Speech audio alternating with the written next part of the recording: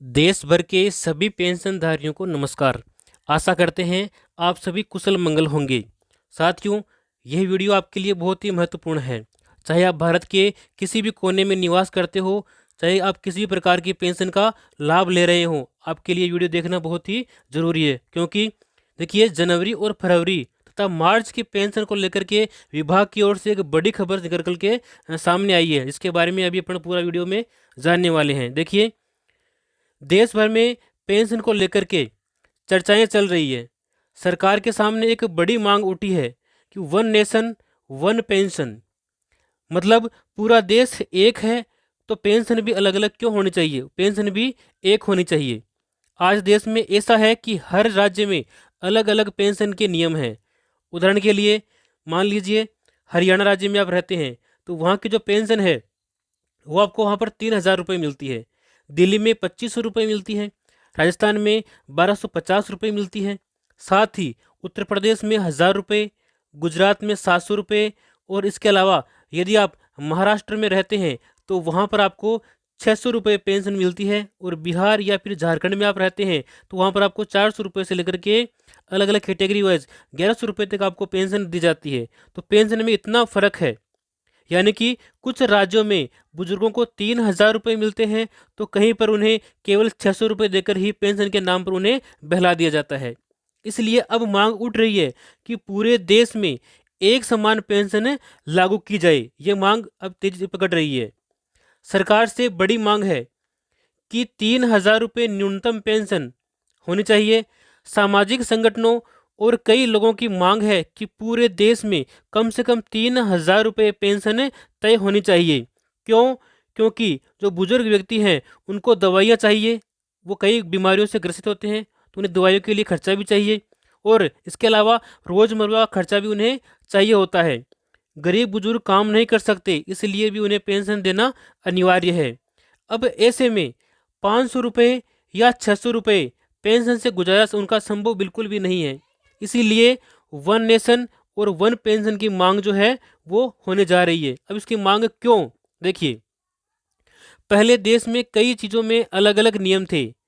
जैसे कि पहले मोबाइल में क्या होता था कि अगर आप एक राज्य की सिम दूसरे राज्य में इस्तेमाल करते थे तो आपको वहाँ पर रोमिंग चार्ज है वो आपको देना पड़ता था, और फ़ोन करने के आपको जो पैसे हैं वो भी अधिक लगते थे, और फ़ोन उठाने के भी आपके पैसे लगते थे। लेकिन बाद में सरकार ने इसके ऊपर एक बड़ा फैसला लिया, और फैसला क्या लिया कि वन नेशन और वन नेटवर्क बना दिया। यानी कि पूरे देश में आप कहीं पर भी जाओ, आपको जो सिम है वो वर्क करेगी और उसके ऊपर रोमिंग नहीं लगेगी। तो अब क्या हुआ, इसके करने के बाद में आप किसी भी राज्य में जो है वो सिम यूज़ कर सकते हैं, और पूरे देश में बिना रोमिंग के आपके जो है मोबाइल चलता रहेगा, कोई एक्स्ट्रा पैसा आपसे नहीं लेंगे। तो ये नियम किया गया है। इसके अलावा देखिए, राशन कार्ड में भी बड़ा बदलाव हुआ है। पहले क्या होता था कि अगर आपका राशन कार्ड किसी एक राज्य का है तो उसी राज्य में आपको राशन मिलता था। लेकिन अब सरकार ने लागू किया है one nation one ration card. अब इसके तहत होता क्या है, देखिए, मान लीजिए आप बिहार का आपके पास में कार्ड है और आप दिल्ली में रह रहे हैं तो आप दिल्ली में भी अपना राशन ले सकते हैं। यदि आप बंगाल का आपके पास में कार्ड है और आप मुंबई में रह रहे हैं तो मुंबई में भी आप राशन का लाभ ले सकते हैं, वहीं पर आपको राशन मिल सकता है। यानी कि किसी भी राज्य का कार्ड अब पूरे देश में जो है मान्य रहेगा, और आप कहीं पर भी किसी भी दुकान से राशन की से आप राशन ले सकते हैं। तो ये भी एक बदलाव किया है। इन सब बदलावों को देखते हुए अब पेंशन में भी यह मांग उठ रही है।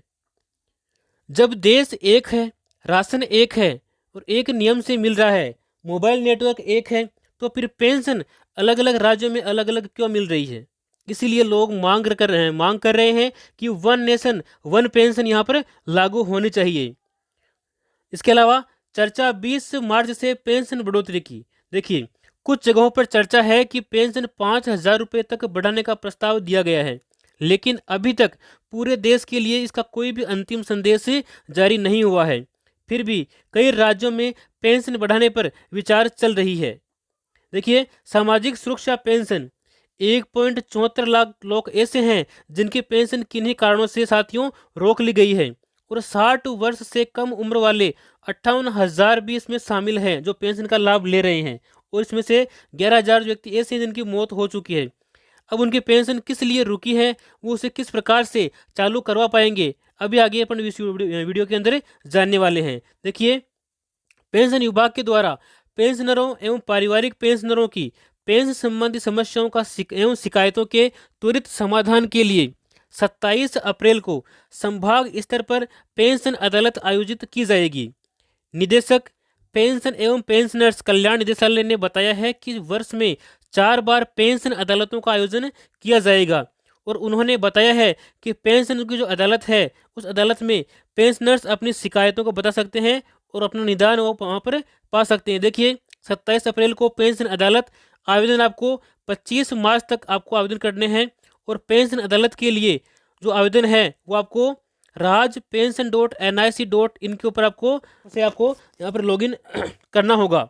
अब देखिए आगे, ऐसे कौन से लोग हैं जिनको पेंशन नहीं मिलेगी, यानी कि पेंशन किन किन लोगों की बंद होने वाली है, किन किन को मिलने वाली है। देखिए, सरकार की तरफ से मुख्य रूप से 3 प्रकार की पेंशन दी जाती है। एक तो वृद्धावस्था पेंशन, जिसमें 60 वर्ष से ऊपर वाले जो बुजुर्ग हैं उनको मिलती है, और जो गरीबी रेखा से नीचे परिवार वाले हैं उनको वृद्धावस्था पेंशन का लाभ मिलता है। इसके अलावा दूसरी जो पेंशन है वो आती है विधवा पेंशन, जिसके पति की मृत्यु हो चुकी है या फिर जिसकी उम्र 18 वर्ष से अधिक है उसको मिलती है।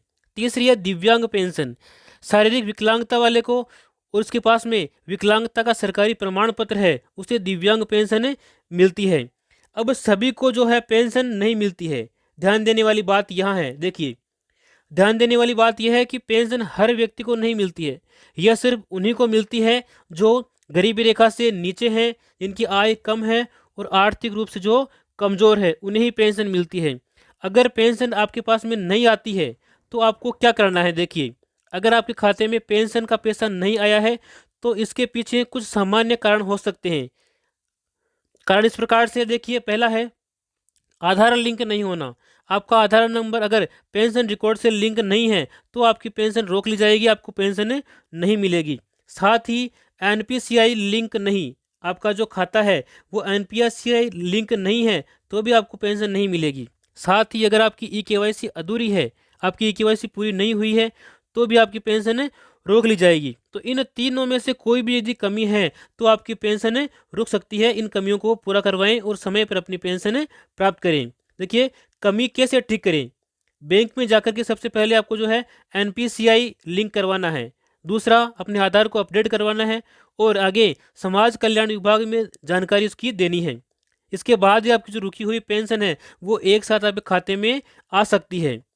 अब सरकार से लोगों की अपील क्या है, लोग सरकार से क्या अपील कर रहे हैं। देखिए, देश भर में लोग यह मांग कर रहे हैं कि बुजुर्गों को सम्मानजनक पेंशन मिलनी चाहिए, क्योंकि उन्होंने पूरी जिंदगी काम किया है, टैक्स दिया है और देश की सेवा की। इसीलिए उन्हें कम से कम 3,000 से 5,000 रुपये की जो पेंशन है प्रति माह उनको देनी चाहिए।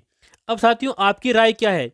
अब आप बताइए कि आप किस राज्य से हैं, आपके राज्य में कितनी पेंशन मिलती है। आप कमेंट में ज़रूर बताएं ताकि हमें भी आपके राज्य में कितनी पेंशन मिलती है और आपकी राय के बारे में जानकारी प्राप्त करने का मौका मिले। अगर आपके घर में कोई भी बुजुर्ग है, विधवा है या दिव्यांग है और उनको पेंशन मिलती है तो यह जानकारी आप उन तक ज़रूर पहुंचाएं ताकि उन्हें भी पता चल सके कि पेंशन कब आती है और पेंशन वो कैसे चेक कर सकते हैं और उनकी जो पेंशन है वो क्यों रुक सकती है। तो इन सब के बारे में आपको जानकारी यहाँ पर दी जा चुकी है। यदि आप चाहते हैं कि ऐसी जानकारी हमें आगे भी मिलती रहे तो आप इस चैनल को सब्सक्राइब करें और सरकारी योजनाओं की जानकारी समय पर मिलती रहे, इसलिए आप इसके बेल आइकन को जरूर दबाएं। मिलते हैं अपने अगली वीडियो में, तब तक के लिए जय हिंद, जय भारत।